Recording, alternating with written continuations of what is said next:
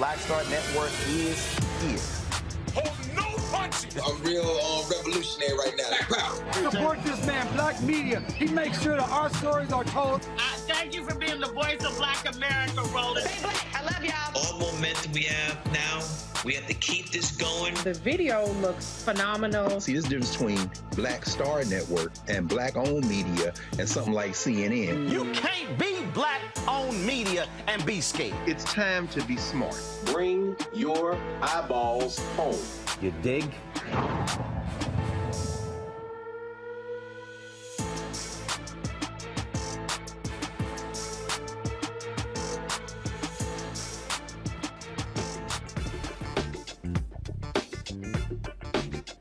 Today is Friday, February 10th, 2023. Coming up on Roland Martin Unfiltered, streaming live on the Black Star Network. A Roland Martin exclusive. A Texas man files a federal lawsuit against Killeen, Texas police officers in the city for excessive force following a seizure. We're the first to have body cam footage of him being tased in an ambulance.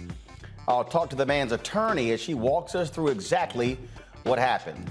Staying in Texas, Dr. Ruth J. Simmons, the president of Prairie View A&M University, resigns 4 months early. Why? A dispute with Texas A&M University System Chancellor John Sharp over hiring during the rest of Simmons' term as president. She releases a scathing letter. Wait until we read it for you. We'll also talk with the head of the Texas Legislative Black Caucus about this issue. A Black Louisiana council member says she's getting railroaded on voter fraud charges. Her attorney will explain how the council member was interrogated and brought before a judge to plead guilty within hours of a DA who was subject of a DOJ investigation in 2016. And in our Education Matters segment, a high school dropout overcame the odds and is now, with the help of his son, teaching others how to overcome wealth barriers with his financial Literacy Academy. Folks, it is time to bring the funk on Roland Martin Unfiltered on the Black Star Network. Let's go. He's got it. Whatever the miss, he's on it. Whatever it is, he's got the scoop, the fact, the find. And when it breaks, he's right on time and it's rolling. Best believe he's knowing. Putting it down from sports to news to politics. With entertainment just for kicks, he's rolling.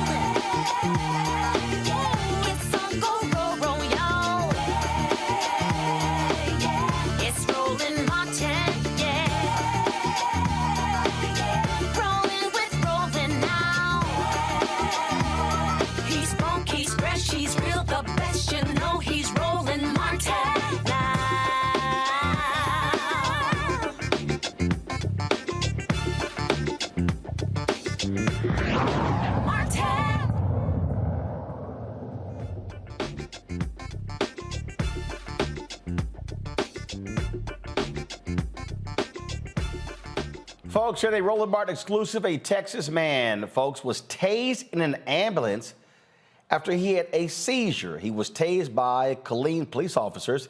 He has now filed a federal lawsuit against the 3 police officers, as well as the city, alleging that his civil rights were actually violated. Truman McCollum Jr. suffered a medical emergency at a Burger King parking lot, causing him to hit another vehicle. This took place on January 16, 2021. Now, he was not responsive when he was removed from his car. He is then taken to an ambulance. Now, this is exclusive body cam video provided to us by his attorneys shows Truman being tased multiple times in the ambulance and again when they moved him to the police car. Now, before we show you the video, we want to warn you because it could be triggering for you. This is the first time, again, that this has been actually shown. So let's play the video.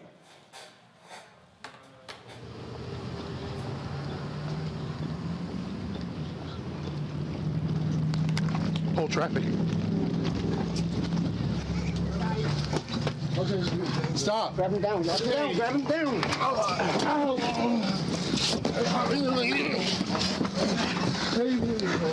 Get your taser. Get your taser. Stop being your taser. Here we go. Stop. Let me see your hands. Turn around. Get on your stomach. Get on your stomach. Josh, let's keep it. Stop. Stop. Stop. Oh, come on. Turn around, quick. Hey, come on, man. Face that way. Oh, man. Face that way. Okay, man. Stop. Here we go. Quit. Hold the spot. Come here, go, please. Get down, get down. Oh, man.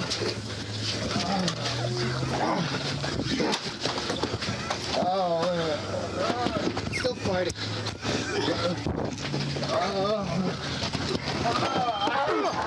Quick! Get his arms! Quit moving! Get his arms! Get his arms! Watch that taser! Sam, we need more units! Stop! Give me your hand. Quit!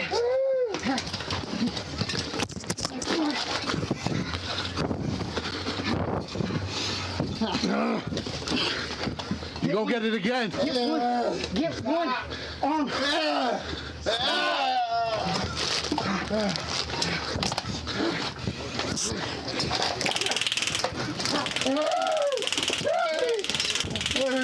Let me see your hands.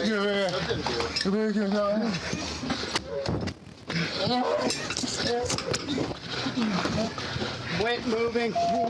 Quit moving. Hands are coming down. I don't want people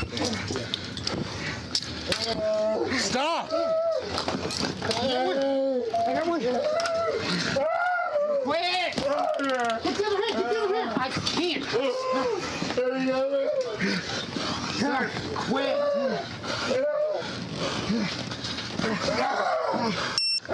Grab this one. Keep it there. Quit. Quit. Stay still. Quit. At least double cuff him. At least double cuff him.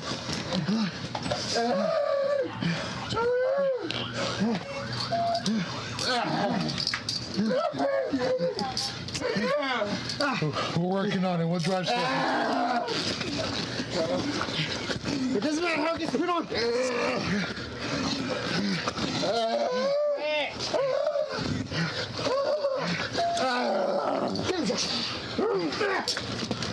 Got him. Sir, one detained.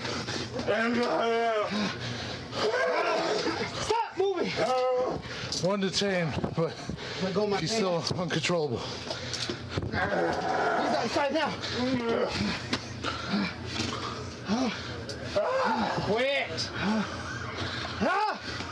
Fuck. You all okay? Yeah. Hey, calm down, man. Calm down. Calm down. That's Melinda's. Quit. Calm down. Calm down. We're inside the ambulance. All right. Chill. Breathe. It's okay. We can get him out of here. Hey, look, we're just trying to.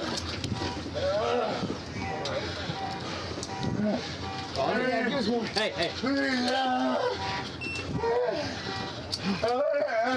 Quit. Get him out. Calm Get him out. down. We're trying to bring you out. Quit. Watch his head. Watch his head. Hey, quit flinging yourself around, okay? We're trying to get you out of here. All right? Go ahead. One. Be careful. Be careful. One step at a time. One step at a time. Hey, go around. Go around. Okay, man. I got it.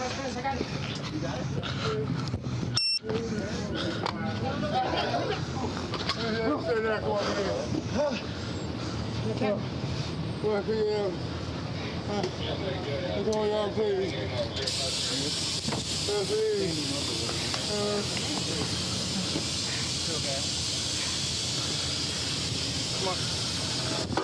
Simple.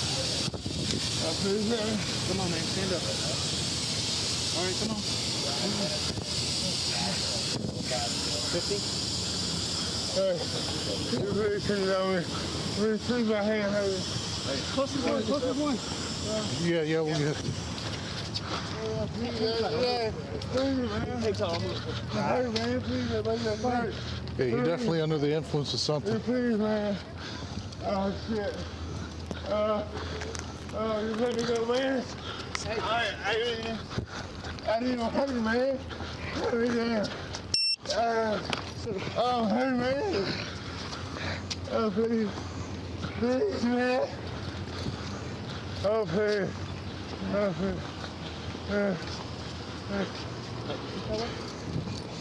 Clear pocket.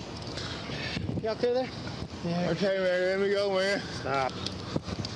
Oh, shit. Okay, man. Hey, stop. Stop. Oh, man. Listen to me. Listen. Listen, just look forward and stop flailing around. Okay, Hey, listen. Put me, please. Hey, listen. Please, put me, hey, man. We're not. Help me. We're just trying to search you. Yeah. Okay. All right, bring him in. Yeah, we're good, Will you please, man? Will you please, let me, Oh, use your legs. Cut it out. Use your legs. Stand up. Stand up, sir. Stand up. So we're on the other side. Okay. Turn around, buddy. You ready? Can you please let me go, man?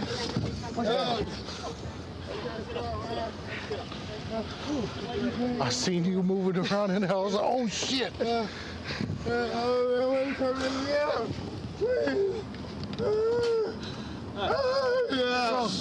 You tased my Okay, let me get my step out. You got me. Okay, let me out. Stop flailing. I tased you? Yes. What? Yeah. I'm like, ah! Oh shit. My hand, man. Is the seatbelt on? Use the other. Almost.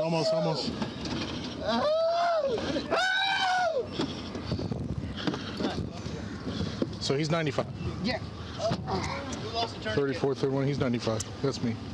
All right.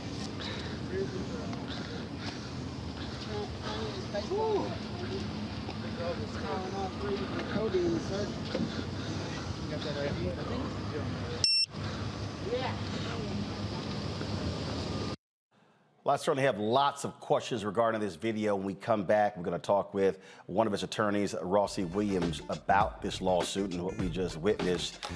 Folks, we'll talk to her when we come back on Roland Martin Unfiltered, the Black Star Network. Don't forget, download the Black Star Network app, Apple phone, Android phone, Apple TV, Android TV, Roku, Amazon Fire TV, Xbox One, Samsung Smart TV. Also, support us in what we do. Your dollars make it possible for us to cover the news every single day. Send check-in money orders to P.O. Box 57196, Washington, D.C. 20037-0196. Cash App, $RM Unfiltered. PayPal, R Martin Unfiltered. Venmo is RM Unfiltered. Zelle, Roland at RolandSMartin.com. Roland at RolandMartinUnfiltered.com. Get a copy of my book, White Fear, How the Browning of America is Making White Folks Lose Their Minds, available at bookstores nationwide. You can also get it from Target, Books A Million. Download your copy on Audible or order through your favorite black bookstore. Also, don't forget, today is the last day to vote for us for the NAACP Image Awards. You literally have less than 3 hours. Go to vote.NAACPImageAwards.net. What you then do is simply go to the Outstanding News Special category, look for Roland Martin Unfiltered, Black Votes Matter, Election Night 2022. Cast your ballot for us. Again, the deadline is 9 p.m. tonight, so please cast your ballot. We'll be right back.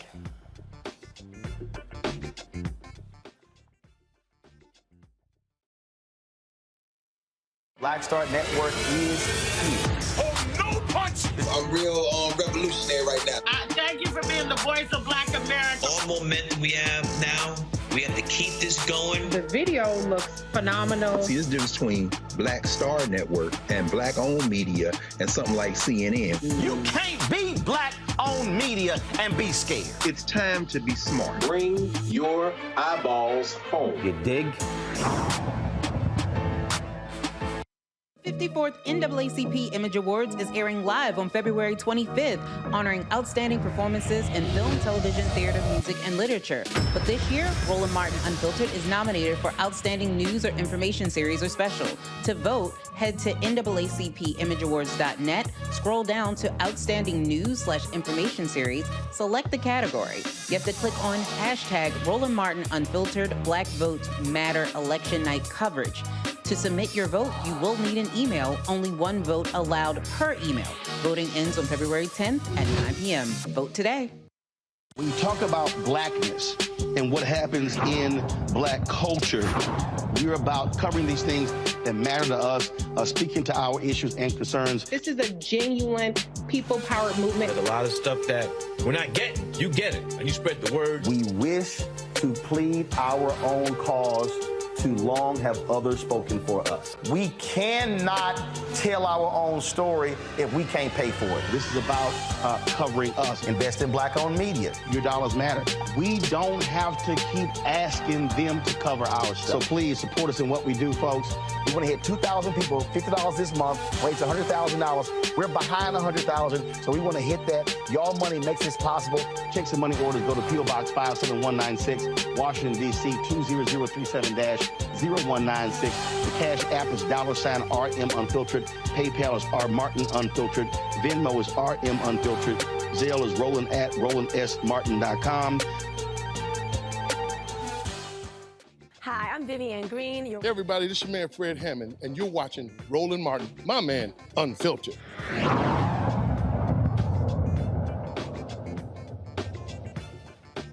All right, folks, let's talk about that video we just saw. A black man is suing the city of Killeen, Texas Police Department, plus 3 officers for being tased while he was in an ambulance. Rossi Williams is one of his attorneys, and glad to have her on the show. Rossi, I want to start with, so this is where I'm confused.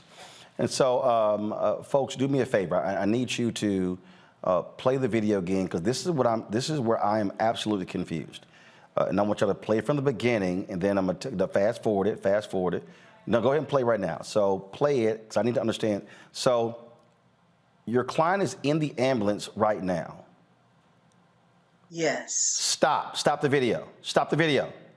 Now, he is being attended to by paramedics, correct? Yes. All right, play the video, folks. Now, stop. I'm trying to understand, if he's being attended to by paramedics, why is he being stunned with the taser? Did the paramedics call for cops? Did they say that he was being unruly, that he would not sit still on the gurney? No, that's not the case at all. In this situation, Burger King employee witnessed Mr. McCollum experiencing a seizure in the drive-thru. Mr. McCollum pulled up, made his order at the Burger King window. He was clearly coherent to make the order, and then he experienced a seizure. So as you can see in the footage, when you first showed it, when the police and the first responders arrived, in response to the employee's call for medical assistance for a man experiencing a seizure, Truman was literally still unconscious because he'd suffered such a severe seizure. As a matter of fact, it's not even in dispute as to whether or not he was unconscious or incoherent, because even the officers themselves, throughout the body cam and later in their statements, made the statement that Truman was incoherent. He was unresponsive at that time to command or stimuli. Those are their exact words. And so there was no reason for the City of Killeen Police Department to have tased him, to have done anything to him. The first responders were there, and they'd taken him into the ambulance to receive the necessary treatment. That's why okay, so they get a call, a medical emergency. Yes. Cops show up, ambulance shows up. Yes. He has a seizure. What the hell is the rationale for tasing somebody who has had a medical emergency and he's literally in the ambulance on the gurney being attended to by paramedics? There is none, Mr. Martin, and I do want to make sure I say it's such a privilege to be here with you on your show. I did not have that opportunity to say that, but I definitely believe in giving honor where honor is due. So there was no reason for them to do so. As a matter of fact, what I'd like for everyone who's watching or listening to do is to imagine that at the very moment right now, you are doing exactly what you are doing, and you are in your right mind, and you know what you are doing. then you experience a seizure, which renders you unconscious. This means that the last thing you recall is whatever you are doing right now. Then you gradually begin to awaken out of the seizure. But when you awaken and you're not even fully in your right mind yet, you are not in the place where you were right now when I ask you to imagine that you experienced a seizure. So for Mr. McCollum, the last place he knew himself to be was sitting behind the wheel of his car in the drive-through lane of a Burger King in Killeen, Texas. But when he began to gradually awaken, not still yet coherent, not still yet in his right mind, what he awakened to was being strapped down inside of a container, because remember, he's on the gurney looking upward, with police, first responders, people surrounding him, and he doesn't know what happened. And as you go through the footage, one thing you will notice is that not one of them told him initially why he was there. So he is still utterly confused. And someone saying, turn over. He's 6'3" inside that small place. He's trying to turn over, but he still doesn't know these are police. He still doesn't know what happened. He's trying to turn over, and that's when they start tasing him. They don't feel he's turning over fast enough. They don't feel he's following their commands, even though by their own admission, he's incoherent. He doesn't even know what's going on. And they tase him. And then again, they tase him. That's not enough for them. They tase him, Mr. Martin. And then again, they tase him. You can see at one point he's fallen off of the stretcher. He's on the floor of the ambulance, screaming, pleading, still not even knowing what's going on, hence the bewildered look in his eyes, and they tase him again. At one point, Officer Urena even readies his taser to deploy again, and they tase him again. In his back and all different parts of his body, they are tasing him. Right, because so if I have a seizure, I'm unconscious, then all of a sudden I'm coming to, my natural reaction is like, what in the hell is going on? Because again, I mean, in my life, I've blacked out twice. I blacked out twice. Last time I was a child, playing football in the front yard, heads collided, and got knocked unconscious. I can only imagine if I come to consciousness, and I come to consciousness, I'm coming back by virtue of a damn taser, I'm probably going to be swinging and all of that. I'm still trying to understand the logic of somebody being unconscious in the ambulance, in a gurney, and they decided we need to tase him to wake him up. I'm still, and not only that, if you roll that video, why aren't the paramedics saying, get the hell out of our ambulance? We're trying to deal with this man. This is what I'm thinking. Again, I don't know what their protocols are. I'm thinking that when you are in an ambulance being attended to, the paramedics, they have custody and control.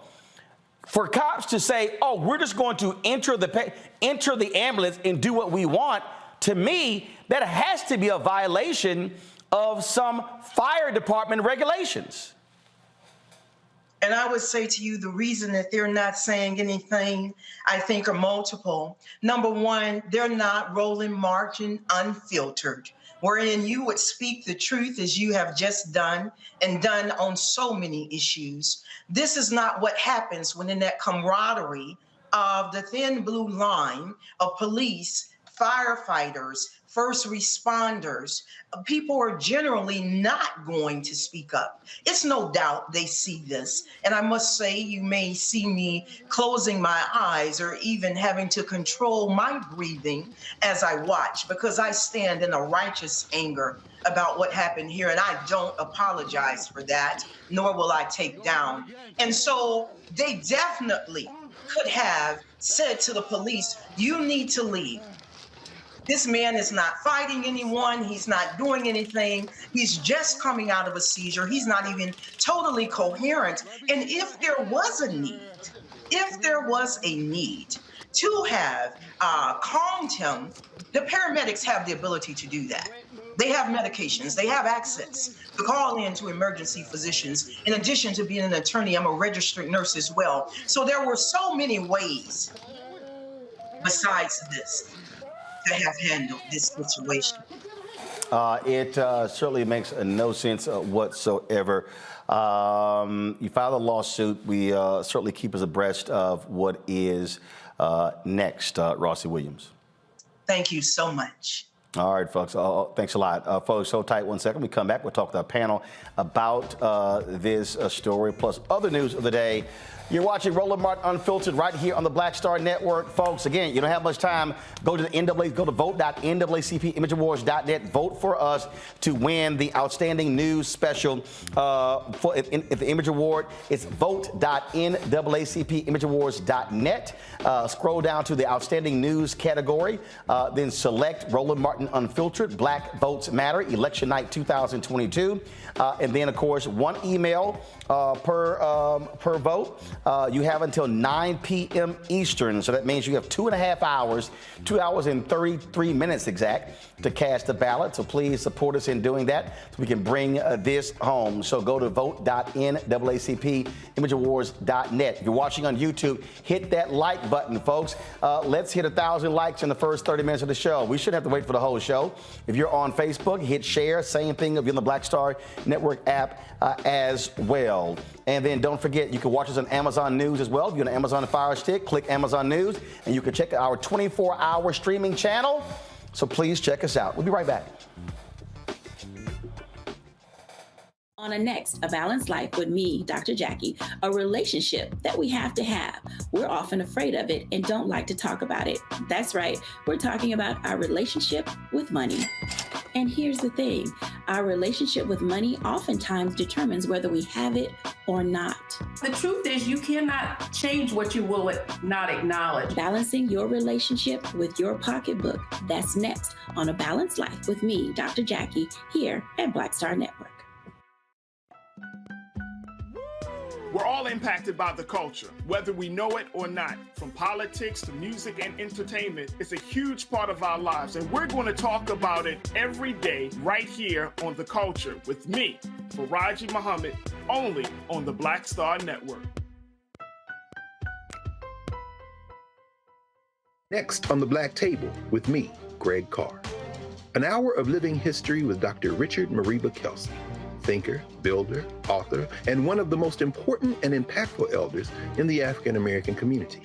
He reflects on his full and rich life and shares his incomparable wisdom about our past, present, and future. African genius is saying that my uncle was a genius, my brother was a genius, my neighbor was a genius.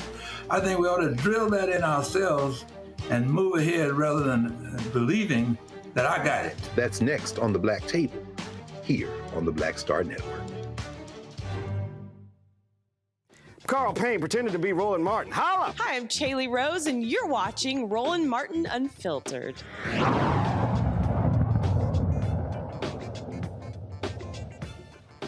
All right, let's welcome our Friday panel. Kelly Bethea, communications strategist. Michael Imhotep, host the African History Network show. Matt Manning, civil rights attorney.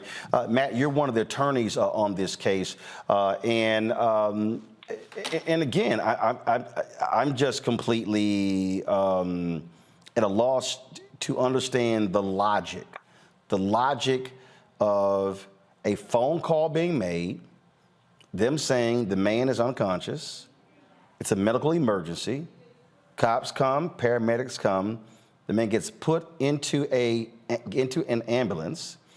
If y'all go back, roll a video from the beginning. I don't, not them walking. No, from the beginning. No. So roll it to the video when he's actually in the car.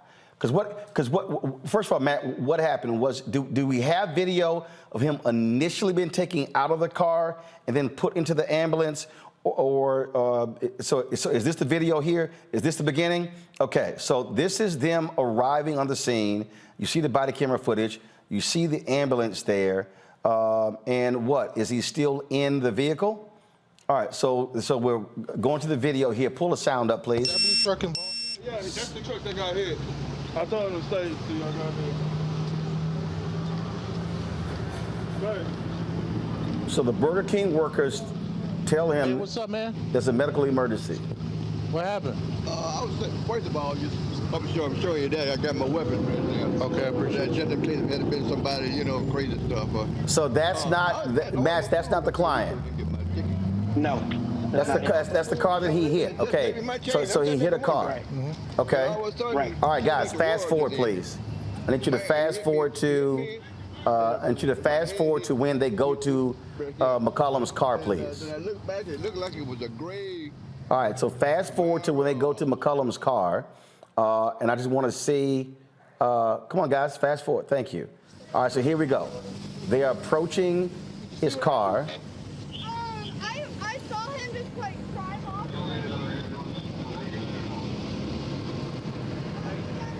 And so we see him in the car. If he looks up, let's see. So we see that airbags are deployed.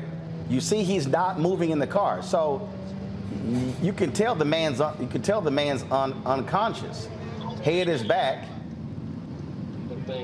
So put us in. Keep the video. I'm gonna talk to Matt. So pull the audio down, please, so I can talk to Matt. So Matt, here's what's crazy. He's clearly unconscious. So if they take him out of the car and put him in the ambulance, what is the logic to just all of a sudden say, let's go tase him? There's no logic whatsoever. And I think you hit the nail on the head earlier. You know, this is a situation where the paramedics are in charge, right? Because they're administering medical care per the calls that they got, all of which were... Yeah, so right now, we literally see them lifting him out of the car, placing him on the gurney, strapping him in, and then, guys, let it keep rolling, because, I want to see, I'm about to hit the stopwatch, because I just want to look at time. So stopwatch is on, so I want to see time that expires from when they go from here to, so he's sitting up. Is he? I can't tell if he's conscious or not. No, he looks like he's still unconscious. Yeah, he is at this point. And, you know, the thing that's especially strange with this, Roland, is that not only were the paramedics treating him, but anyone who has basic understanding of what happens after you experience a seizure understands that there's a period of time during which the person is kind of reconstituting themselves, right? Getting their bearings. So to tase him at this juncture makes literally no sense, particularly because it's obvious that he's out of it. He's unconscious. And you keep asking what the logic is. There is no logic here. What this is trigger happy cops, frankly. I mean, absolutely. I mean, Kelly, watching this, I mean, it goes to show you what African Americans have to deal with. I mean, this is a very clear and undeniable medical emergency. And to go from an medical emergency to somehow this guy is a massive threat, so therefore they have to stun him, is unbelievable. You're absolutely right. I pause because it is so angering to me to see yet another video like this. We have seen so many. I've been on your show for almost 4 years now, and it's at least once a month that we see a video where a Black person is being pretty much terrorized and or tortured by cops who do not understand that not only Black lives matter, but Black people are human, period. There's no reason why you see an unconscious Black man and still see him as a threat to your profession and to your life, such that you need to tase him while he's not doing anything to you, because he literally cannot do anything. Who is, and Matt can probably talk about this, but did the tase, he was tased 6 times, from what you just said. Did that not worsen his condition? Who's to say what the lasting effects of this will be? Why would you tase somebody who already went through a seizure, who is still, technically speaking, going through the seizure until he is medically diagnosed as being out of it? I want to know whether the EMTs have been implicated in this at all, because I feel like they did not take into consideration their patient when they let these cops in, right, into the ambulance, and how they just didn't have regard for his life, even though that's their job too. Guys, I don't know why I don't that I have, and it's all just absolutely absurd. Why are we playing the video again? Okay, what I was trying to do is I wanted to see how long, folks, it was for him being taken out, and then the next video of them going into the ambulance. And so, was this not one continuous video?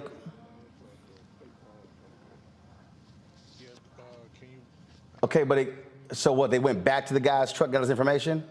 Okay, all right. So what I need y'all to do is mark the video where they took him out. Mark that video, fast forward to when they actually, and then tell me how much time elapsed. No. Listen to me again. Go back to the point when they took him out of the car. Look at the timer and tell me what that time was. Fast forward to when they get into the ambulance, and then subtract. That tells you how much time it was. Then tell me what that time was. All right, Michael. Again, we see these cases.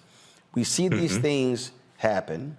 Folk always like it. Like I did some conservative show the other day. They're like, oh, you guys are always being victims, because we get victimized. Fact of the matter is, I just don't understand. If you're unconscious, how are you a threat? Right.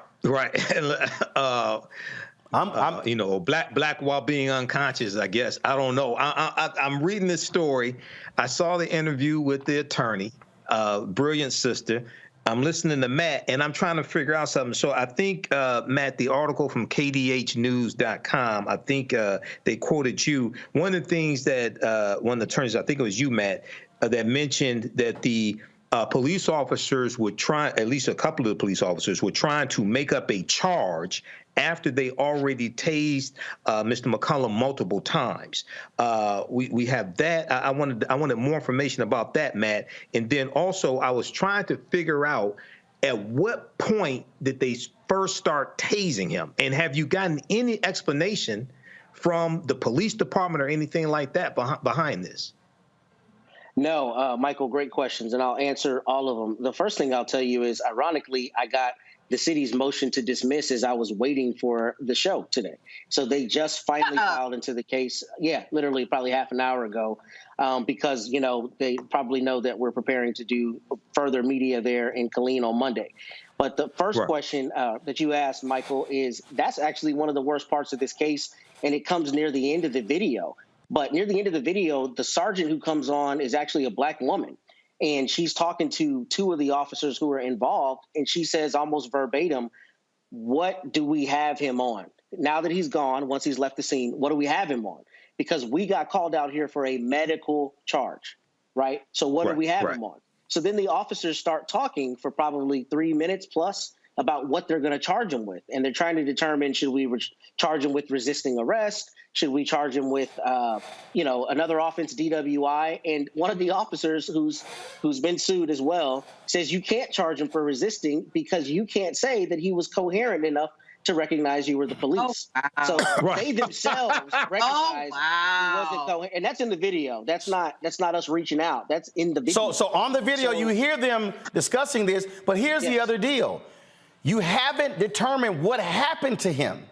Right. So again, if you're the cops, because this actually happened, this was 3 years ago. I'm in D.C.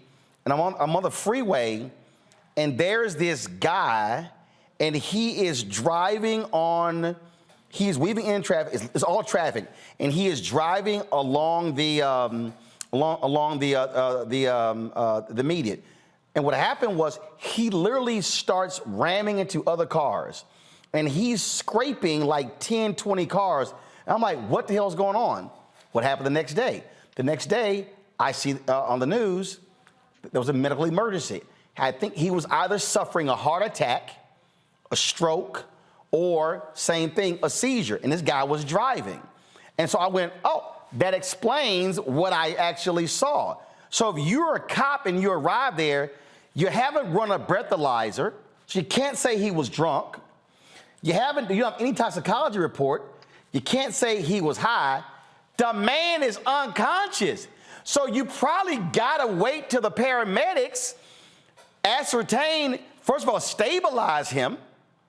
First of all, let's get him awake, stabilize him, run tests to then understand what was going on, and that will determine what it was like, they were like, yo, can we find a reason to tag his ass? They were. And if I can add a few things that are particularly important for your analysis, Roland, a couple things. So they're telling me it was 3 minutes and 30 seconds from him being taken out of the ambulance to the point where they started tasing him. 3.5 minutes. So the paramedics only had 3.5 minutes with this guy, and he's still unconscious. Go ahead. And what you see is the first officer, Urena, who was doing the actual tasing, you see him enter the ambulance, but you don't see my client in any way being combative, attacking anybody, doing anything that would justify. Guys, roll a video back. Roll a video back to see him enter. Go ahead, Matt.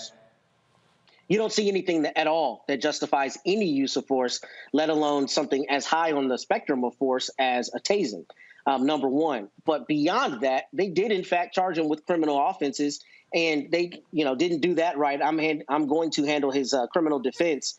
And, that's going to be voracious because they didn't do their job correctly under Texas law. So here, right here, Matt, hit play, guys. This is the cops. Turn the audio up, please. Whole traffic. Okay, stop. Grab him down. Grab him down. All right, so you hear something about stop. Have you ascertained anything that the paramedics were yelling for the guys? Turn the audio down. Well, the paramedics were yelling for the cops. Hey, we need your help. No, I have not yet. My understanding is the officer who is on the other side of the taser, the one with the baseball cap, called Urena to come and try to help subdue him. But what you don't ever see and what you never hear is any indication whatsoever that he was hurting anyone, combative, aggressive in any way. So it's almost like they are trying to require him to receive medical treatment. And obviously, as you know, he's able of his own volition to refuse medical treatment. But beyond that, they are not able to use force where force is not justified. Any kind of force, let alone, less lethal force like a taser. But not only did they tase him in the ambulance, Roland, they also tased him in the car. So as you see, the lawsuit alleges all of the times you can clearly see the taser. But it's my understanding he was tased even more times. And without saying too much, there are objective third parties who received him and made contact with him after this ordeal who were irate. Not only to the extent of they thought that this is the kind of thing that the city of Killeen does all the time, but also that what happened to him objectively is just indefensible and without any kind of justification. So I think what you should really show is the end of the video so you can see the police trying to get together to come up with a charge. And now he's facing a misdemeanor criminal charge when he had a medical issue. And by the way, during the time that the police are trying to figure out what's going on, the Burger King people are the people who called 911 to begin with. But one of the managers comes out and shows one of the officers the actual video where they saw him have the seizure. And he says almost verbatim, see, you can see him twitching in the car. He had a seizure. So the police had no cause that anything criminal happened, and they nonetheless treated him in such a dehumanizing way. Absolutely stunning. All right, folks, hold tight 1 second. We come back.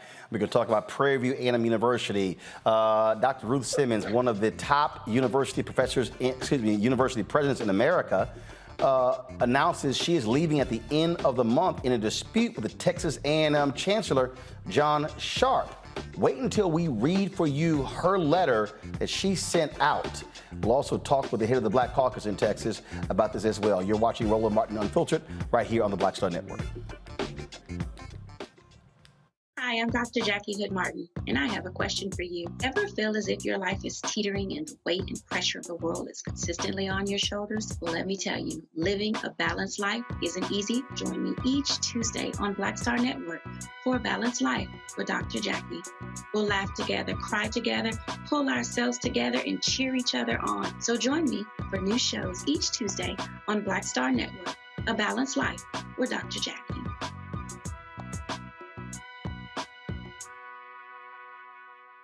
54th NAACP Image Awards is airing live on February 25th, honoring outstanding performances in film, television, theater, music, and literature. But this year, Roland Martin Unfiltered is nominated for Outstanding News or Information Series or Special.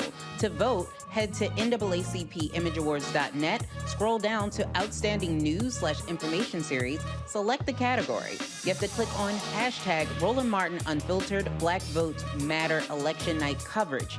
To submit your vote, you will need an email. Only one vote allowed per email. Voting ends on February 10th at 9 p.m. Vote today. Black Star Network is here. Oh, no punch! I'm real revolutionary right now. Thank you for being the voice of Black America. All momentum we have now, we have to keep this going. The video looks phenomenal. See, there's a difference between Black Star Network and black-owned media and something like CNN. You can't be black-owned media and be scared. It's time to be smart. Bring your eyeballs home. You dig? Hi, I'm Teresa Griffin. Hi, my name is LaToya Luckett, and you're watching Roland Martin Unfiltered.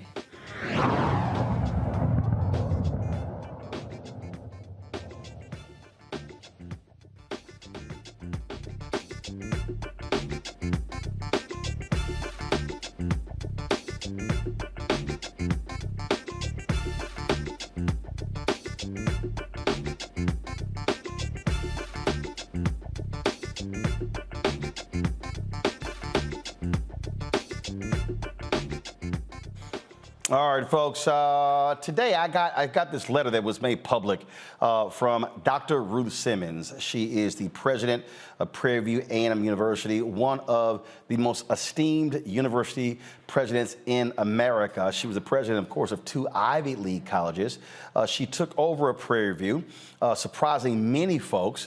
And she really brought a lot there, the amount of resources, the level of professionalism. I mean, you name it, everyone from students, faculty, staff, alumni had talked about the amazing job that she has done. One of the things that Dr. Simmons talked about is she wanted, and she spoke at an HBCU conference where she wanted, she expressed how she wanted HBCUs to properly make the transition from one president to the next in terms of how you leave and how you actually provide for a university. And so she announced last year that she was stepping down. And I remember when she did so, and even that initial announcement, I was like, something's not quite right here. In terms of with the announcement, I said, I wonder if she's really leaving because she wants to leave. But so that was the case, and so she laid out the timetable for how she was going to leave. The Texas A&M University system, the Board of Regents, announced a new president.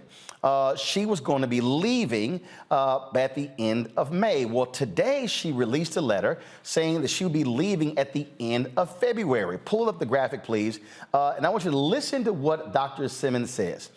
She said, to the Prairie View A&M University community, it is with great sadness that I write to inform you that I will leave my position as president of Prairie View A&M University at the end of February. No one is more surprised than I by this premature end to my tenure.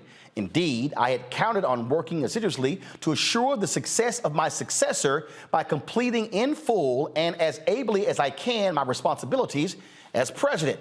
However, I was informed recently that I could only continue as president with limited presidential authority. My immediate response was that I could not and would not agree to being president in name only. No enduring good can arise from subservice to low standards and expectations. Having been through 2 previous presidential transitions at leading institutions, I'm aware of how such an important moment in the life of a university must be conducted with utmost attention to continuing the work unfailingly and with the highest standards. When I agreed almost 6 years ago to become president of Prairie View, I promised that I would be all in from the moment I commenced my role until the moment I stepped down.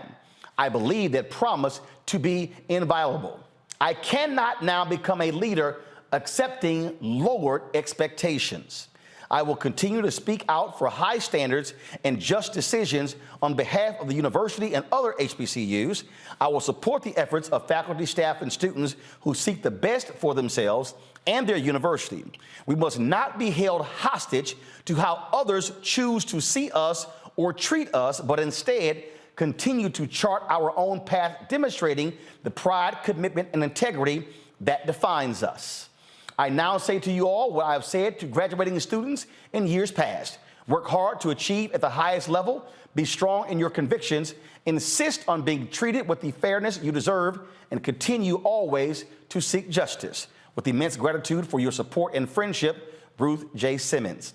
Now, John Sharp, who is the Chancellor of the Texas A&M University system, he released his own statement in response to her letter. Please pull that up. This is what he said. He said, when presidents in the Texas A&M University system announce they are leaving, they cannot hire senior staff or deans except on an interim basis so that the new president can choose the leadership team he or she will be working with during their term. This decade-long policy applies to all of our presidents. It should be noted that we afforded the same courtesy to Dr. Simmons when George Wright announced his retirement as president of Prairie View A&M University. We simply believe new presidents should be able to choose their top staff. As an example, Mike Young announced his retirement over a year before he left Texas A&M University, and he could not hire a dean or top staff except on an interim basis. That allowed the new president, Kathy Banks, to fill those slots.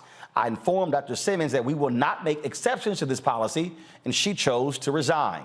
I am sorry she chose this path, but I am forever grateful for her service at Prairie View A&M University and look forward to even greater things in the future. Dr. Tamika LeGrand will assume her duties as president on June 1st, as previously planned. That is Chancellor John Sharp. Joining us right now is Representative Jarvis Johnson. He, is, of course, leads the Texas Black Caucus there. Representative Johnson, glad to have you. So, Dr. Ruth Simmons is no joke. This is not a woman who suffers lapses of judgment, if you will. This is a woman who served as the president of Brown University, Ivy League University, for 11 years. She also later became the president of Smith College, called one of the Seven Sisters, the largest women's college in the United States. And so she is one of the top leaders. Is John Sharp trying to convince me that she's saying, I need to do what my predecessor couldn't do, what other presidents couldn't do? Is there something else going on here? But of course, this is dog whistling for what they always do. They have the greatest president. And by the way, thank you, Roland, for always doing what you do. And I want to make something clear. I'm on the executive board of the Texas Legislative Black Caucus as the treasurer. So I want to make sure that I'm clear about that. But you're the former chair, so gotcha. I got you. Okay, go ahead. But when you look at what Dr. Simmons has been to not only Prairie View A&M, but to universities across this country, she's done a phenomenal job. And when you have someone with this pedigree and with this background, you let her go out on her own terms. And the fact that even today, this is not a day that has, or a moment or time that has passed her by. She is still viable. She is still bringing tens of millions of dollars to the university. She is still raising the academic standards at Prairie View to be told, hey, thank you for your time, move on. While all the while she has said she wanted to make sure that the next president that comes in, that there is a smooth transition so that they understand, that they don't lose the progress that was made. I guess this is what, and again, look, I know John Sharp. I'm a Texas A&M graduate. I called him. He didn't call me back. I sent word from several other people for him to call me because I need to understand this. I simply cannot believe that Dr. Ruth Simmons would say, I need to do what my predecessor couldn't do. I need to do what other university folks couldn't do. I'm not buying that. If knowing who she is, and look, I was just with her in November. November 14th was my birthday. I flew to Houston. She had a dinner in honor of Chris Tucker, and it was a great dinner.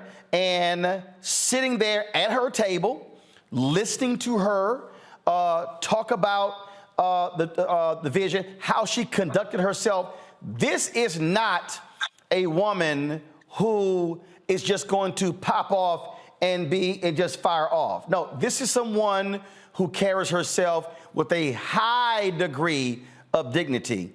I'm just not believing, she wanted just to hire deans and hire top staff, knowing full well a new president was coming in when the same thing happened with her. I'm gonna go to a break. I want you to answer on the flip side. So, I've been calling around. We tried to get some Prairie View A&M Alumni Association on.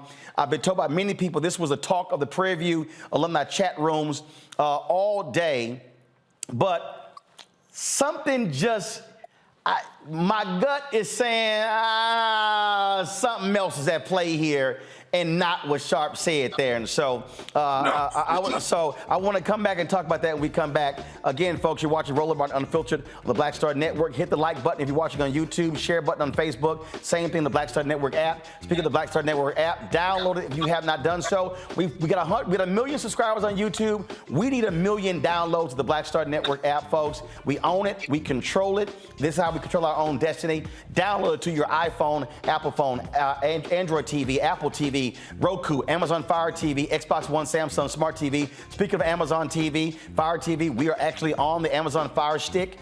You can click Apple, you can click Amazon News. You can watch our 24-hour, 7 days a week streaming channel right there, along with CNN, MSNBC, and the rest of them on Amazon Fire TV. And we got some great news coming up, some other announcements, how you can see our 24-hour channel. So trust me, we got some great things coming down the pipeline, and we'll be discussing more of this Prairie View story, which is confusing to me right here. We'll be right back.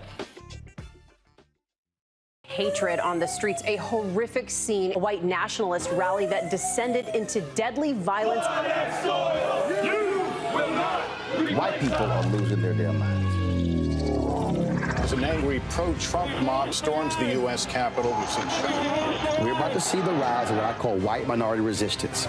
We have seen white folks in this country who simply cannot tolerate black folks voting. I think what we're seeing is the inevitable result of violent denial. This is part of American history. Every time that people of color have made progress, whether real or symbolic, there has been what Carol Anderson at Emory University calls white rage as a backlash. This is the rise of the Proud Boys and the Boogaloo Boys. America, there's going to be more of this. Here's all the Proud Boys, guys. This country is getting increasingly racist in its behaviors and its attitudes because of the fear of white people. The fear that they're taking our jobs, they're taking our resources, they're taking our women. This is white fear.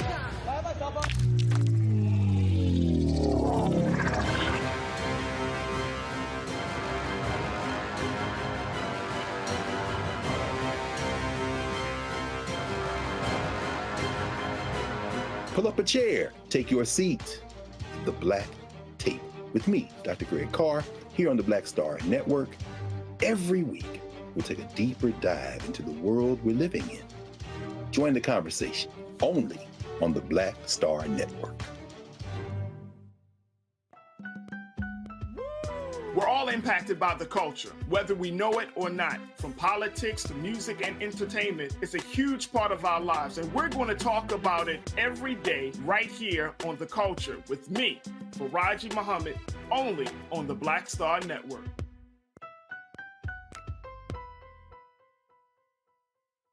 What's up, y'all? I'm Will Packer. I'm Chrisette Michelle. Hi, I'm Chaley Rose, and you're watching Roland Martin Unfiltered.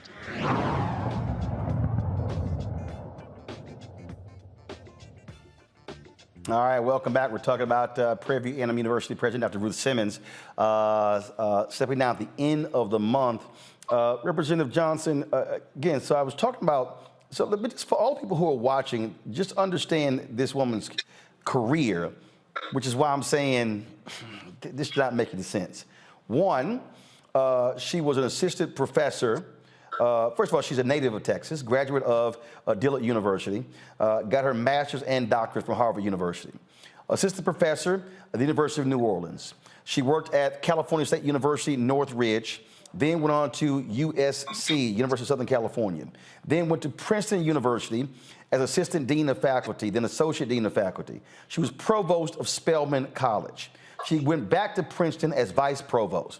She became president of Smith College and led the university for 6 years from 1995 to 2001. Then she became the president and the first African-American woman to lead an Ivy League school when she took over Brown University, serving there again for 11 years. Led a $1.4 billion initiative, the largest in the university's history, again, hailed as one of the top university presidents in America. Served on the board of Goldman Sachs, folks. Then, of course, she decides to come out of retirement and was invited to lead Prairie View A&M.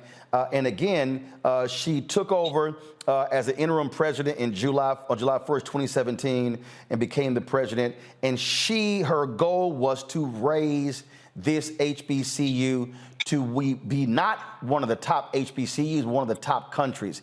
That, Representative Johnson, is what is bothersome, because she talked about the proper transition from leader to leader, and she laid out how it should be done. Clearly, the Texas A&M Chancellor had a different idea. It ain't bothersome. You know better than I do, just like we see it all the time. This is that black magic that Dr. Simmons has put in place, that they didn't think this woman, who does have the pedigree, would come out of retirement and then do the miraculous, wonderful thing that she did at the university. And then when she says, look, I'm going to go ahead and step down, and by the way, I've had a multitude of conversations with Dr. Simmons over the years as we talked about getting more money for the university, as we talked about increasing research dollars, so forth and so on, because I'm a member of appropriations and on Article 3 that deals with education. And so she did such a wonderful job that it seems like people got intimidated. They got intimidated by the very nature of what they always tell us to do.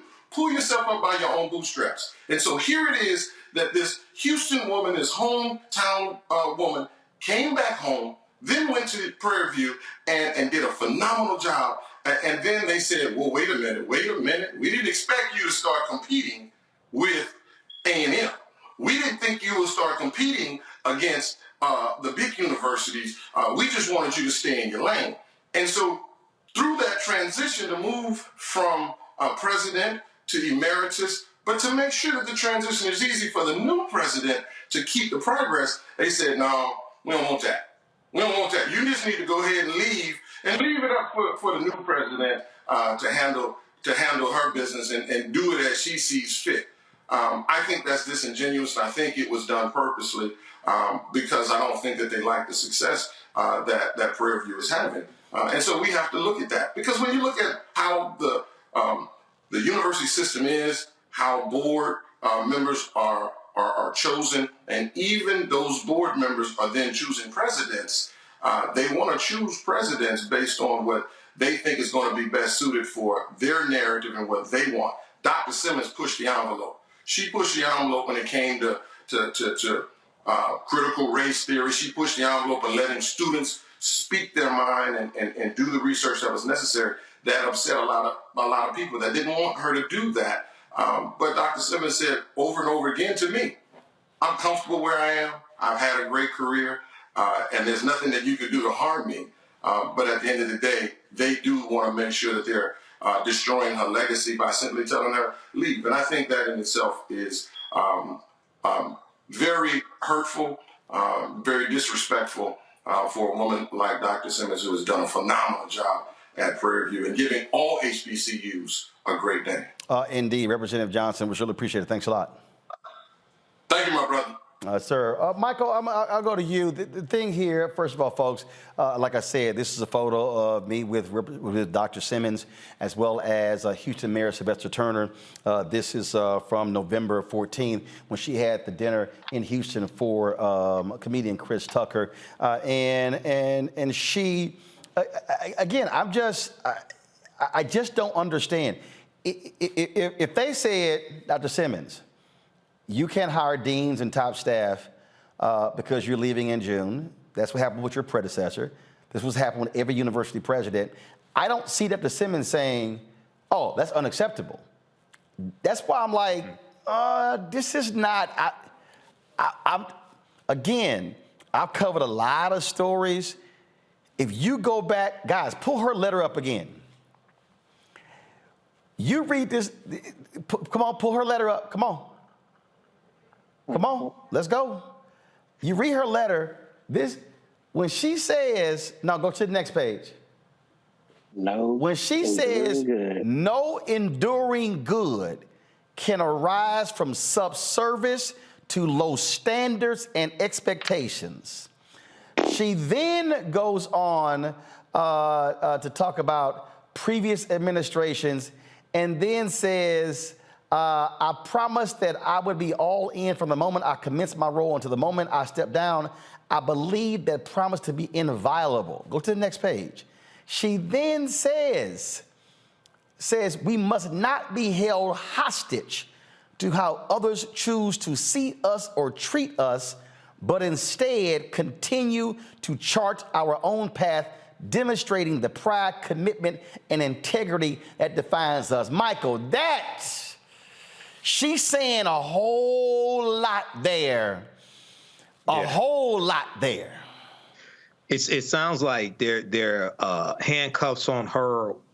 It sounds like things that she wants to accomplish or something. And you mentioned in the interview, you mentioned a fear or something like that when the HBCU tries to compete with a predominantly white institution. Is that what you said? No.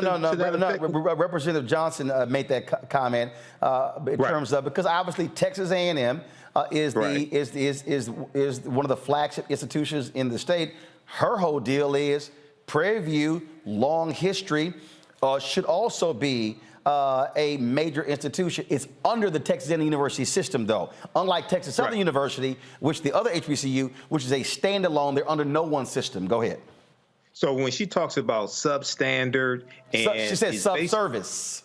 So subservice, and then it sounds like she's saying that because of the structure or the restrictions that are being put on her, she can't fulfill the promises that she made of being able to take Prairie View to the next level. And I know that sometimes when you have a HBCU that can become a rival to taking students away from a predominantly white institution in the same state, that can ruffle a lot of feathers. And sometimes those feathers are on the board of directors of that very HBCU. Because all skin folk are not our kinfolk. So hopefully we'll find out what this is really all about. But it seems like she was trying to send us some messages. Oh, no, Mike, she wasn't. No, Mike, she wasn't trying. Kelly, I read that letter. She wasn't trying. No, I thought you were going to say something else. But no, you're like, I was just like, ooh. This is a kind of letter where it's like, if you're going to go out, this is definitely like the framework or the blueprint for whoever's coming in next to have a glimpse as to what she had to endure. But what I wanted to point out beyond the very thinly veiled racism that is, we don't want Prairie View to be better than anything else that is white in Texas. Like you said in your entire presentation of her. This is a very accomplished Black woman. And I could not help but think of the many incredibly accomplished Black women that I have seen endure something similar, in that you are invited in by white leadership, you are praised for what you have done in the past, and they're so excited about it. And then basically the end result being, we don't like you anymore, you're doing too much, you gotta go. And it immediately made me think of this chart that I saw at least a year or so ago, basically the pathway for women of color in the white workplace, where it's, you know, the honeymoon phase, and then the reality where the Black woman actually sees what's wrong with the organization, and she tries to, you know, come up with solutions within the structure that she's been given, and things like that. But at the end of the day, they don't want all that. At the end of the day, she was really just tokenized and wanted on a pedestal. Matt, again, if people were at that dinner and if they saw how she spoke and how she carried herself, this is a woman who is accustomed to being in rarefied air, who is accustomed to being among the elite of the elite. She don't play. No, and I'll say the only better breakup record is Frankie Beverly and Mays, Before I Let Go. But look, that line, no enduring good, is beautiful, because it shows you, first, the colonialism essentially in academia that still exists when an HBCU is, to use her words, subservient to a larger university. I mean, the idea that a president is there but ultimately cannot be fully in charge of the entity is the real problem, because even if what Sharp is saying is true, the question becomes, why is the president divested of her ability to, until she's gone, choose whom she thinks is best to lead the university forward? But also, to your point, I mean, has been an administrator at some of the best institutions in the country. So I cannot imagine it's as one-dimensional an issue as she wanted to hire people as she was on her way out. It doesn't even make sense that it would be that simple. It's more kind of to what Kelly and Michael said, the idea that, you know, here she is exceeding expectations. And to that point, we had a story on your show maybe 6 months ago about FAMU and how FAMU was getting grief from, I guess, the state of Florida system or whatever systems on top for too many students coming in. So they had a financial issue there, kind of to Michael's point, the idea that Tennessee State. I thought it was FAMU that we discussed it in the context, but maybe you're correct. I'm sorry. North Carolina A&T got fined because they had more students came in over the state cap. Go ahead. Correct. And I'm sorry, I said the wrong university. But the principle is still the idea that the system is not happy with the idea that the HBCU is punching way out of its weight class and not staying in its place. And, you know, the idea, if you read her letter, what she said pretty clearly is, I will not remain somewhere where we're subservient to low standards, but also where I cannot be the president the way I told you I would be president until I left. So the idea that she's divested of her ability to choose really calls into question why that structure still exists in a system this way, and whether the same structure is being, you know, enforced as it relates to those who are leading PWIs. Pull up her letter again real quick. Go to the next page. Okay, got it. Okay, first of all, folks, I need y'all to properly read the letter because you made a mistake in her letter. She did not say subservice. Thank you for getting text message. Go to my iPad, please. She said subservience. So that was a screw up on our part. Please don't do that again, folks. Quote it right. Subservience is what she said. And subservience, folks, is defined as willingness to obey others unquestioningly, or the condition of being less important than something else. So what she actually wrote was, no enduring good can arise from subservience to low standards and expectations. So, yeah, she was saying a whole lot in that letter. I got to go to a break. We'll be right back. And again, we reached out to for Chancellor John Sharp to come on. He has not called me back. We did call Prairie View A&M University. Dr. Simmons was not doing any interviews. We also reached out to the Prairie View A&M Alumni Association, and they made no one available as well. So hopefully we'll get more information to figure out really what's happening there at PV. You're watching Roland Martin Unfiltered on the Black Star Network. Black Star Network is here. Oh, no punch! I'm real revolutionary right now. Thank you for being the voice of Black America. All momentum we have now, we have to keep this going. The video looks phenomenal. See, there's a difference between Black Star Network and Black-owned media and something like CNN. You can't be Black-owned media and be scared. It's time to be smart. Bring your eyeballs home. You dig? The 54th NAACP Image Awards is airing live on February 25th, honoring outstanding performances in film, television, theater, music, and literature. But this year, Roland Martin Unfiltered is nominated for Outstanding News or Information Series or Special. To vote, head to NAACPImageAwards.net, scroll down to Outstanding News/Information Series, select the category. You have to click on hashtag Roland Martin Unfiltered Black Votes Matter Election Night coverage. To submit your vote, you will need an email. Only one vote allowed per email. Voting ends on February 10th at 9 p.m. Vote today. Hi, I'm Vivian Green. Hey everybody, this is your man Fred Hammond, and you're watching Roland Martin, my man, Unfiltered.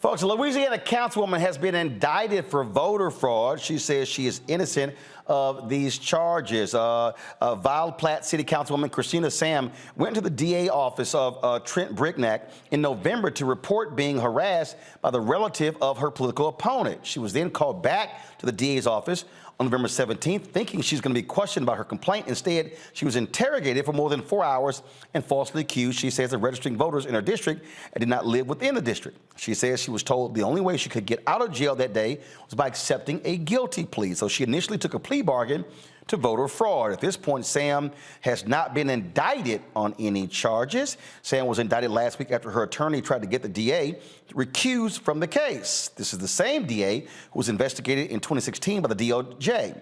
Rochelle Jones represents Councilwoman Sam. She joins me now from Lafayette, Louisiana. Rochelle, how are you? And thank you for having me. All right, so she goes to the DA to report somebody else. Then they call her back 3 days later, interrogates her, and then nothing happens.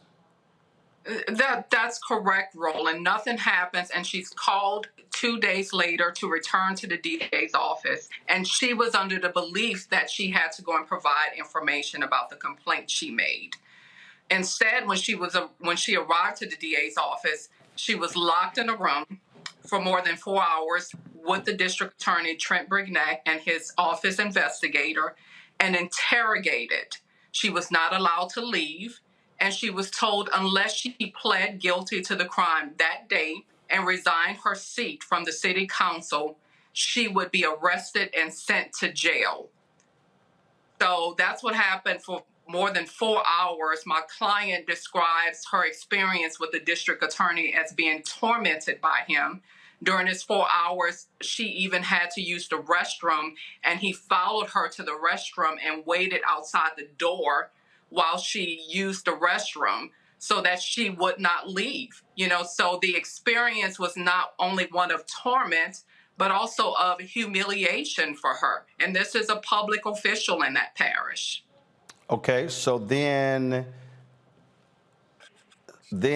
so explain the indictment and how that just arises.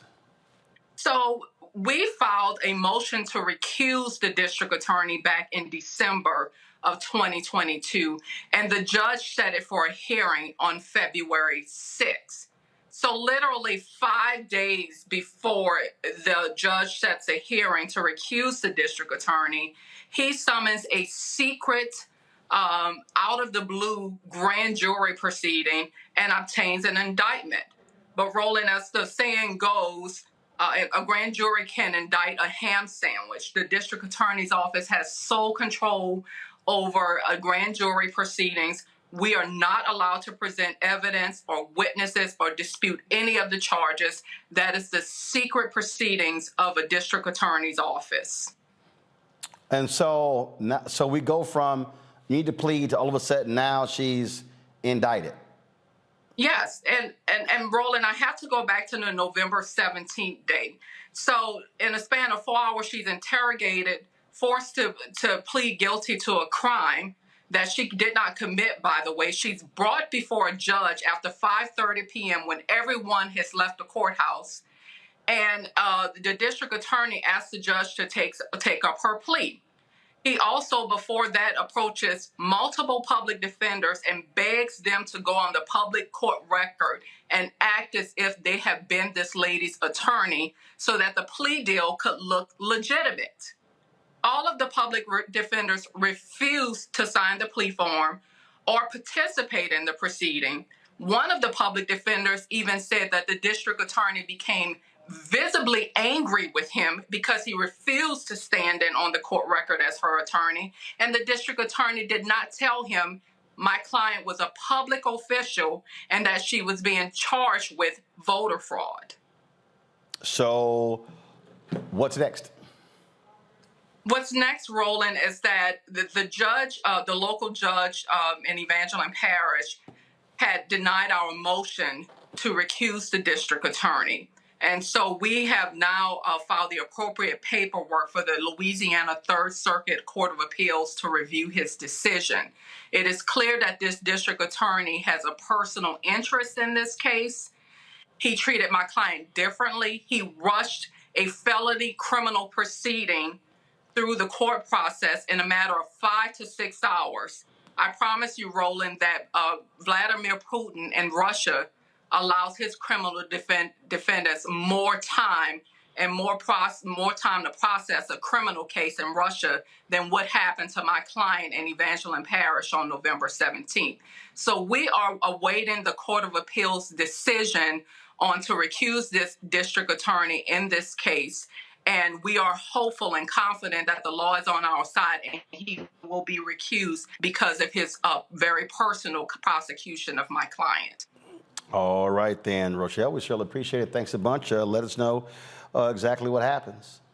Thank you, Roland. I'll keep you updated. All right, thanks a lot. You know, folks, it's crazy when you see these different things here. And speaking of that, Matt, Michael, as well as Kelly, did you see the story out of Alabama where black students protested at a high school because they said that the authorities, the school authorities, told them if you have a Black History Month program, you cannot discuss anything that took place before 1970. Now, no, seriously, straight up. I saw that story from the Rio. I was talking to someone earlier about this, and they couldn't believe it. 200 students at Hillcrest High School in Tuscaloosa County, again, walked out on Wednesday. And again, they said that the principal said they could not reference anything that happened before the 70s, including slavery, the Black Panthers, or the civil rights movement. They said it was intimidation by the school. And then, of course, the superintendent released a statement as well. Let me see if I can pull this statement up so I can read it for y'all, which it's just crazy. And just I keep trying to explain to people, Matt, what's going on in this country and how these people are absolutely scared to death of history that we tell, and because they don't actually want to deal with the reality. And so this is what they say. The Tuscaloosa County School System supports our students' right to peacefully demonstrate. A number of our Hillcrest High students have concerns about the culture within their school. We care deeply about our students, and it's important that their concerns are heard. We're putting together a plan to make sure our students feel heard, so we know the right steps to put in place to ensure all students know that they are valued. Okay, Matt, this is real simple. Either they were ordered to do that or not. So I don't want to hear a damn thing about no plan, about here our students. Were they ordered not to talk about anything happening before 1970? Yes or no? Exactly, period. That's the only question. And the thing that doesn't make any sense to me at all about this situation is, you know, it seems like school boards and educational entities are just getting so brazen. I mean, what's the point of a history class if you're not going to teach history? And we see that not only in Florida with the AP class that DeSantis is trying to attack, but what you see right now is you see primarily conservatives, let's be honest, trying to attack history and objective facts and make it likened to things that we know were objectively racist history. And what I mean is they try to teach, you know, or try to liken the civil rights movement to the Confederacy. They aren't the same thing. So the idea that students would be ordered not to discuss anything at a program before 1970 is absurd, because we're still dealing with racial issues today. And, you know, for them to try to spin it is just BS. We know that. And we're seeing it all around the country. And we're seeing, unfortunately, that politicians are able to leverage this in some places. In Florida, here in Texas, there's an all-out assault on education, and the idea that any education that makes people offended, irrespective of its truth, is something that should not be taught. And that's, you know, absurd, especially if we want a citizenry that knows the actual truth of what happened in the past. But bottom line here, Kelly, I keep trying to explain to people, they want to attack every single institution. This is about white fear holding on to power. It really is, but it also, in a ironic way, is kind of funny in them thinking that Black history ended after 1970. Like, you know, I'm not going to get into it because I'm sure Michael is about to give us a breakdown as to what happened between 1970 alone. No, he's not, because he's only going to have 30 seconds. Don't do that, man, like that. Right now, y'all keep laughing. Y'all taking this time. I understand, but you understand my point. There are plenty of things that happened between 1970 and 2023 that people can talk about that will make white people just as uncomfortable, just as fidgety, right, just as, frankly, guilty as things before 1970. So it's not something that is going to stop history from being told. You're just going to feel dumb about it either way. Right. Michael Kelly kept talking, so you only got 20 seconds to go. CBS 42 has a story about this, and number one, they should sue that school. Number two, in the statement from the superintendent, they did not say the students are lying. They did not say it didn't take place. Right. So at least somebody, that leads me to believe at least somebody at that school has an authority position said that. Lastly, we need to have Michael, you ain't got no lastly. I told you you had 20 seconds. You had 28. All right, I literally got to go to a break. I'll be right back. Roland Martin Unfiltered on the Black Star Network. You can't be starting with first, second. You got to go.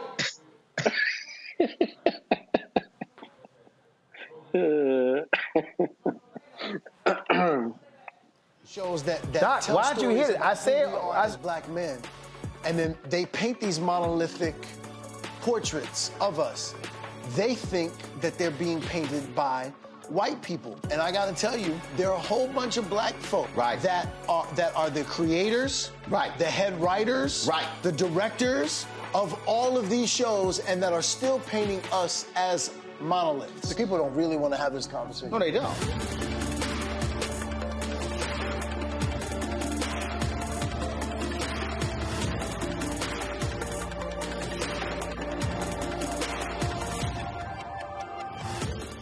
Next on Get Wealthy with me, Deborah Owens, America's Wealth Coach. Listen to this. Women of color are starting 90% of the businesses in this country. That's the good news. The bad news, as a rule, we're not making nearly as much as everyone else. But joining us on the next Get Wealthy episode is Betty Hines. She's a business strategist, and she's showing women how to elevate other women. I don't like to say this openly, but we're getting better at it. Women struggle with collaborating with each other. And for that reason, one of the things that I demonstrate in the sessions that I have is that you can go further together if you collaborate. That's right here on Get Wealthy, only on Black Star Network. Hey, I'm Deion Cole from Blackish. Hey everybody, this is your man Fred Hammond, and you're watching Roland Martin, my man, Unfiltered.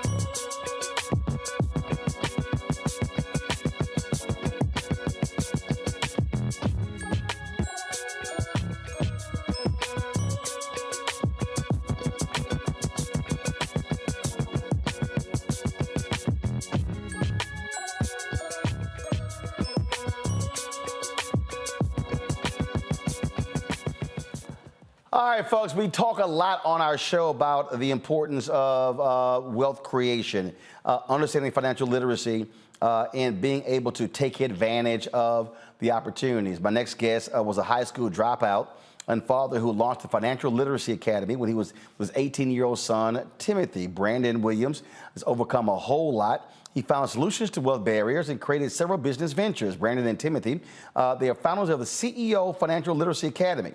And they join us right now. I'm glad to have both of you here. So first of all, so explain this academy. Exactly what is it? Okay. The academy was created to get back in the community and help the community, the youth, break the financial curse in the community. And what I meant by that is, you mentioned I dropped out of high school in the 11th grade. That was important because I didn't have any resources. And the reason we created the Financial Literacy Academy is because when your parents don't know the rules to money and they don't have any higher understanding about money, credit, finance, where do you go? And oftentimes I used to look to the street, you know, the guy with the answers on the street. And we brought this Financial Literacy Academy back so the kids wouldn't fall prey to the guys on the street that they thought had the answers. Right. So what exactly is the academy? What do y'all actually do? Okay, so it's a financial literacy and entrepreneurship academy. So we teach the youth. No. Follow me here. When I say academy, is it an actual school? Is it a series of classes? Exactly what's the academy? Okay, so the academy is ran through after-school programs. We partner with a national organization by the name of OIC. And it's a job training and entrepreneurship development academy. So we partner with about 5 schools, and we're in these schools in the after-school programs teaching the entrepreneurship component as well as the financial literacy. How many schools? Finance. How many schools? We're in 5 schools right now. 3 of them that are active. Where? Carroll City, in Miami-Dade County, in Miami, Florida. Gotcha. And so how many students are you actually teaching? We have about 85 students right now in the classes. And that's not including the other 2 high schools that will come on mid-year. Gotcha. Questions for my panel. Michael, you're first. Hey, guys, look, this is great. I saw this article from blacknews.com. Just talk about some of the success story. I have a background in teaching entrepreneurship. Just talk about 1 or 2 of your biggest success stories with the financial literacy program. Okay. Well, I think my biggest success story was with my son. He was like the model student to it all. I mean, coming out of the background and not having the knowledge, it was like a dark road for me. So for him, everything I had learned from my experience of working in banking at a local credit union here by the name of Space Coast Credit Union, I was a loan officer there. So I got a chance to ask people of different backgrounds, different races, and people of all different financial classes. I used to get the chance to pick their brain and see what they were doing differently than my mom and dad. So the things that I picked up that they were doing that my mom and dad didn't know to do, I started with my son, which was looking outside of regular 9 to 5 to earn income. And that found us into entrepreneurship. So I started working with my son at the age of 16. We started building him a business around his gifts, his talents of what he wanted to do at that time. And we started to working on the business credit as well as his personal credit by getting him added as an authorized user to a few of our credit cards. So when he graduated high school, he graduated with a 700 credit score, ready to approach the world the right way. Right. Excellent. Excellent. Great job. Kelly. Hi. Well, you kind of answered a little bit of my question in exactly how did you learn yourself, but out of what you learned that you now bestow upon your other students, what is outside of entrepreneurship, of course, what is the best piece of advice or singular advice that you received that you still teach to others? Okay. Well, in advice, one of the things that I've learned over time that I've gained, that I got from my mentor, that was a story. And I always lead with my students with this story because in my house it was similar. So they gave me the story about the flies in a jar. And they pretty much said the flies in a jar. When the flies had kids, they did this experiment for a whole generation. The flies had a lid on the jar. So over time, once they took the lid off, the flies never attempted to fly above the lid. And even when those flies had kids, the kids never attempted to raise above the bar, the imaginary ceiling that was there when their parents were younger. So I always, the piece of advice I go into giving the kids that I teach, that oftentimes if something that you want is not visible in your home, you always have to know how to seek the resources to allow you to raise your lid so you can achieve more. So that's one piece of advice I lead with, and that's what our Financial Literacy Academy was all about, helping these kids raise the lid of what they may or may not see at home. Timothy, go ahead and share your thoughts. Is Timothy there? Can you hear me? I can hear you now for some reason. Go ahead. Just talk your thoughts about the Academy. Oh, for sure. Could you reiterate the question? Yeah, just share your thoughts about the Academy and its importance. Oh, for sure. From young, my father put into me the importance of entrepreneurship. So, when I was in high school, around the 9th grade, I started selling candy and chips and different things. And at that point, I was making around $1,500 a month just going to school, back and forth to school. So I would even if I sold out every day, but if I didn't sell out on my 20-minute walk from school to home, I would sell out the rest because of all of the traffic. So just the importance of entrepreneurship, and now teaching that to other kids in the school system is gonna, make society better overall. All right then, Kelly, your question. I asked my question. I'm sorry, Matt. So my question is just this. This is a brilliant program. Thank you for having it. Do you have a particular part of the program that discusses investing? And the reason I ask is because in our community in particular, I find that people are afraid of investment and afraid of the stock market. Do you have a component that helps people familiarize themselves with it? Yes, sir. And that's such a great question. One of the things that when I was actually working with Timothy, two of the things he did from the moment he turned 18, one of them, he got his 215 license, which is his life, health, and annuities. So he's a financial planner. He helps people understand the rules of money. And he also got his security guard license, where at 18, he carries he's an armed guard, making about $25 an hour starting directly out of high school, in addition to his entrepreneur pursuits.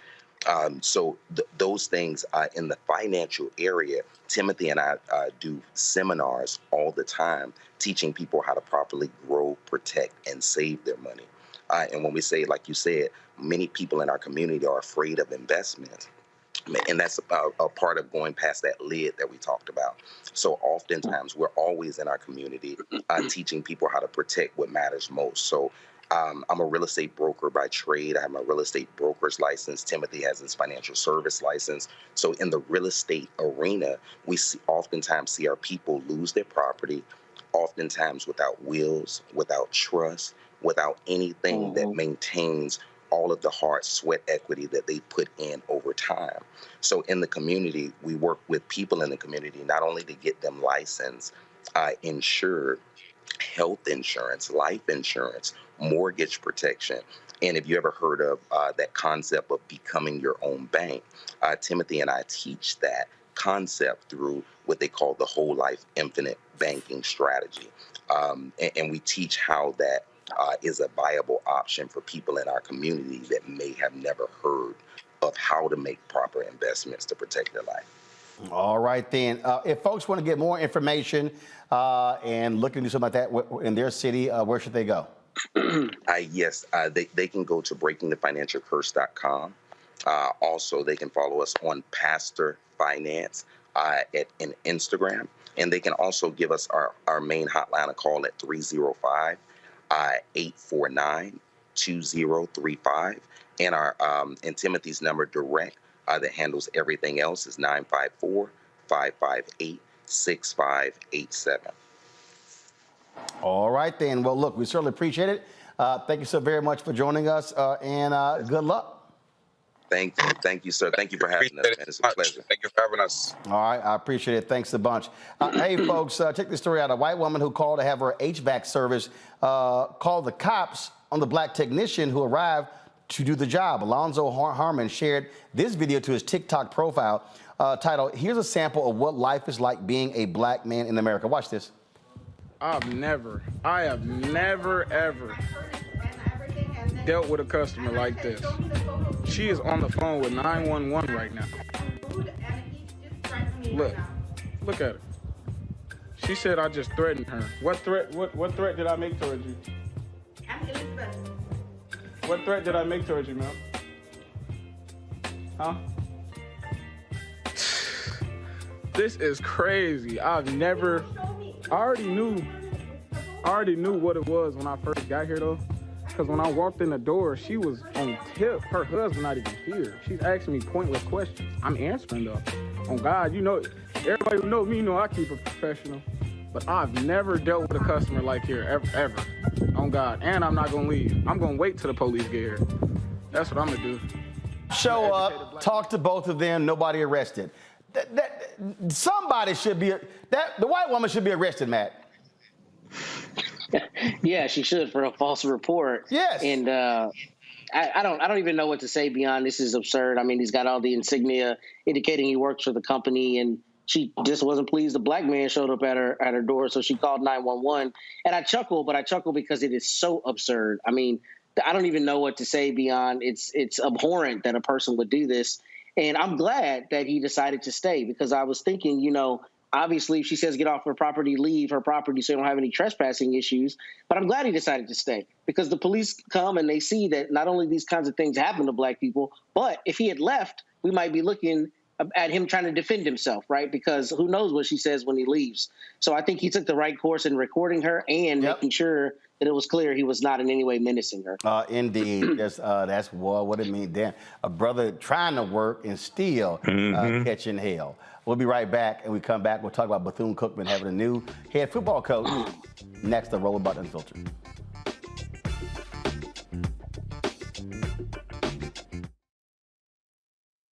On a next, A Balanced Life with me, Dr. Jackie, a relationship that we have to have. We're often afraid of it and don't like to talk about it. That's right, we're talking about our relationship with money. And here's the thing, our relationship with money oftentimes determines whether we have it or not. The truth is you cannot change what you will not acknowledge. Balancing your relationship with your pocketbook. That's next on A Balanced Life with me, Dr. Jackie, here at Black Star Network.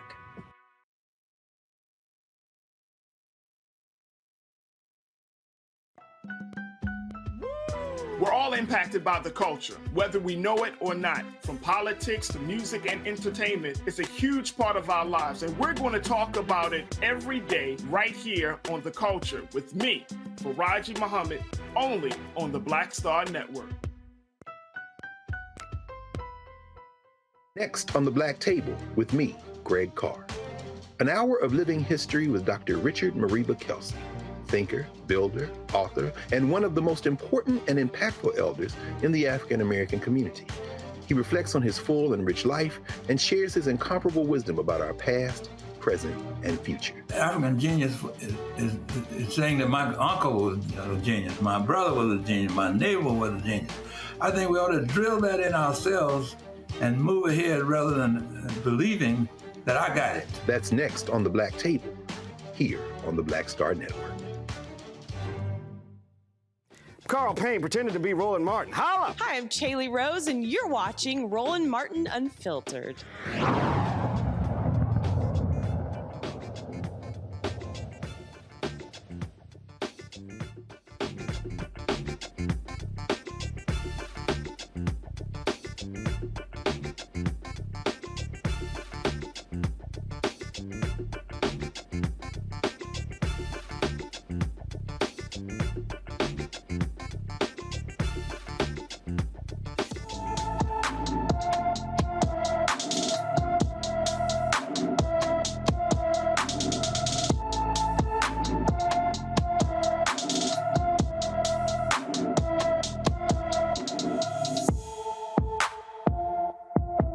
James Zacoli has been missing from Casa Grande, Arizona since January 29th. The 15-year-old is 5 feet 9 inches tall, weighs 161 pounds, with black hair and brown eyes. Anyone with information about James Zacoli should call the Casa Grande, Arizona Police Department at 520-421-8700, 520-421-8700. Folks, Bethune-Cookman has a new head football coach after all the drama. Well, they announced they were going to hire Ed Reed, but then, of course, they rescinded the hiring of Ed Reed. Now, on Wednesday, they announced Raymond Woody Jr. as their new head coach. As many of you know, I played football here at Bethune-Cookman in the early 90s and graduated in 1996 as an academic and football All-American. During college, I met my wonderful wife, Stephanie,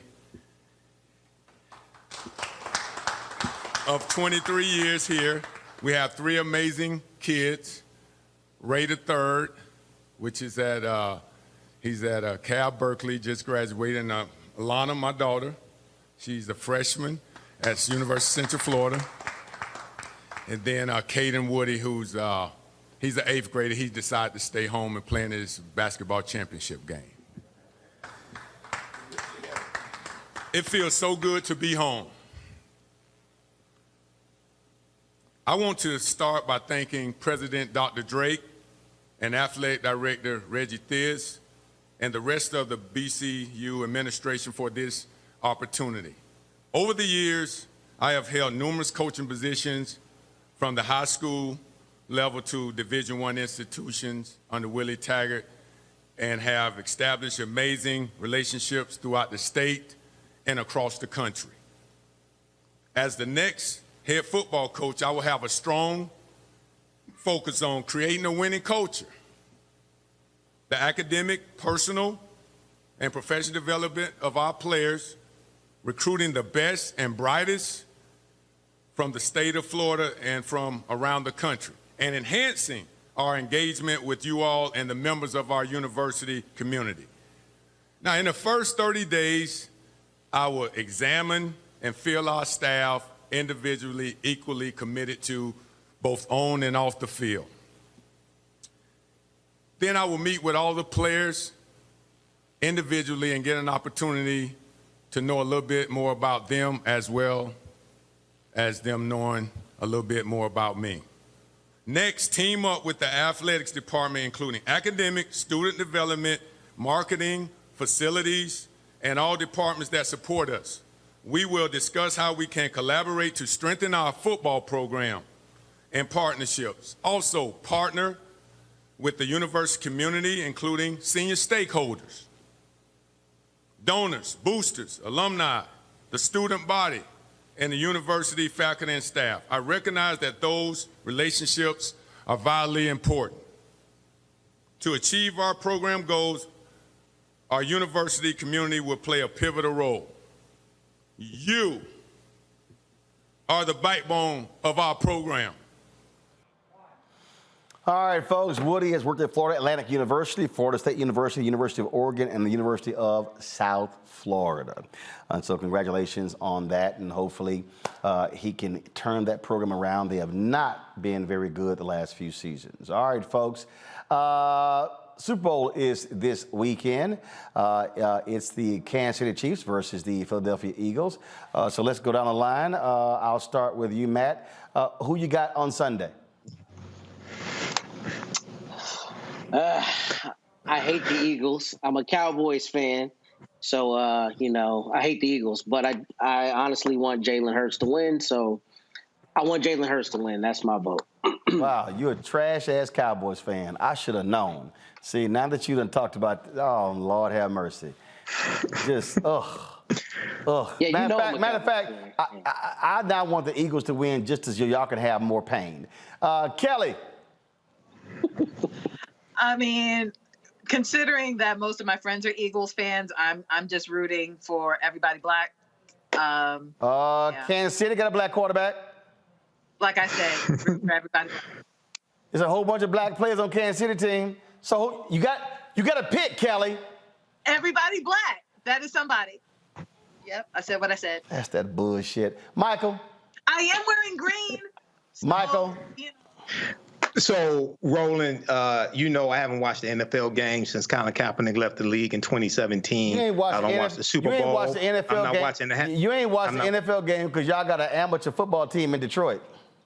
Oh, man. And that doesn't help, but that wouldn't call, if they were winning, I still wouldn't watch the NFL. I'm not watching the halftime show. And exactly what I predicted back in 2019 when the NFL co-opted Jay-Z is exactly what's going to happen this Sunday. Remember, at first Jay-Z told the top acts, don't perform for the Super Bowl because of Colin Kaepernick's protest. I said when they co-opted Jay-Z, that was to go do a backdoor to Colin Kaepernick to go get the top acts, and who they have performing? Rihanna.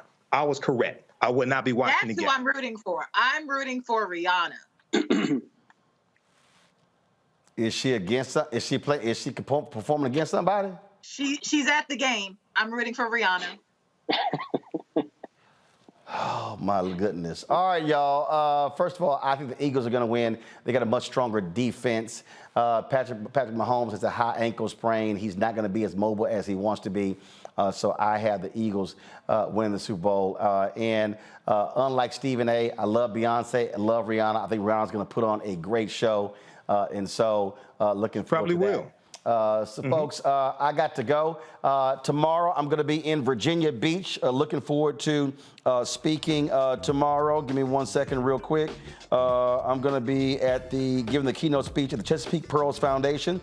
And so looking forward to that. And then, of course, I will not be here on Monday because I will be speaking live at Claflin University at 6 p.m. Eastern. And so Robert Patillo is going to be hosting. Do this here. Make sure that punk-ass Deontay is not a guest on Monday's show. Deontay Johnson, that's right. He needs to go to see a dentist before he comes back. After we knocked his teeth out last time with his craziness. But he's probably somewhere in witness protection with Philip. J. Philip Clay.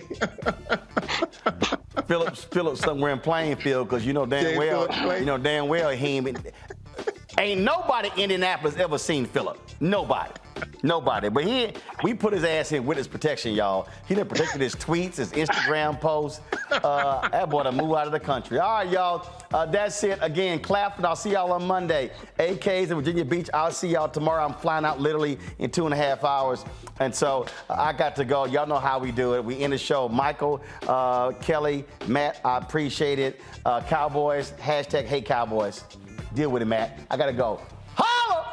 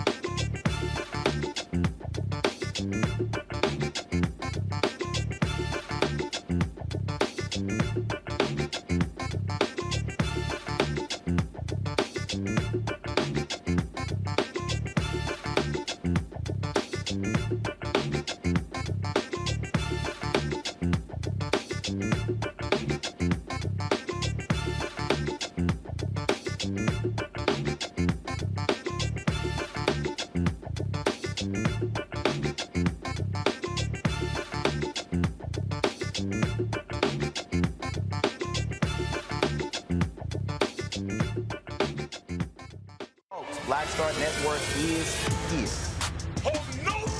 I'm real revolutionary right now. Support this man, Black Media. He makes sure that our stories are told. Thank you for being the voice of Black America, Roland. Stay black. I love y'all. All momentum we have now, we have to keep this going. The video looks phenomenal. See, there's a difference between Black Star Network and Black-owned media and something like CNN. You can't be Black-owned media and be scared. It's time to be smart. Bring your eyeballs home. You dig? Pull up a chair, take your seat. The Black Tape with me, Dr. Greg Carr, here on the Black Star Network. Every week, we'll take a deeper dive into the world we're living in. Join the conversation only on the Black Star Network. Hi, I'm Dr. Jackie Hood Martin, and I have a question for you. Ever feel as if your life is teetering and the weight and pressure of the world is